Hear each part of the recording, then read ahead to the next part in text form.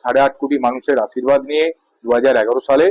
তার পরদিন থেকে তার লক্ষ্য ছিল যে প্রশাসনকে মানুষের দুয়ারে নিয়ে আসার, মানুষের দরবারে নিয়ে আসার। তাই তিনি বছরে যখনই সময় পান প্রশাসনের সমস্ত আধিকারিকদেরকে বিভিন্ন জেলার বিভিন্ন প্রান্তে নিয়ে যান। সেখানে নিয়ে গিয়ে তার যে প্রশাসনিক কার্যকলাপ, যা বিভিন্ন ধরনের যে উন্নয়নমূলক বিষয়গুলো থাকে সেখানে তিনি সবার সামনে তুলে ধরেন। তো এই ধরনেরই প্রশাসনিক একটি সভা, সেখানে তার সঙ্গে সঙ্গে বিজিবিএসএ, যেখানে আপনারা দেখেছিলেন বেঙ্গল মিনস বিজনেস, বেঙ্গল মিন ডেভেলপমেন্ট, সেই জায়গায় দাঁড়িয়ে জিন্দালের যে পাওয়ার প্ল্যান্ট তার একটা ইনগুরেশনের প্রোগ্রাম আছে। আমাদের জেলায় অনেকগুলো এর মাঝখানে সুস্বাস্থ্য কেন্দ্র থেকে জেলা পরিষদ হেরিটেজের ব্যাপার আছে, তার সাথে সাথে আরো অনেক ডেভেলপমেন্ট এই মাঝখানে হয়েছে।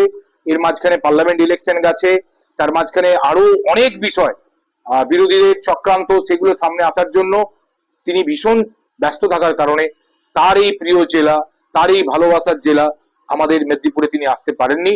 তাই তিনি 21 তারিখে আসার একটা সম্ভাবনা আমরা পেয়েছি।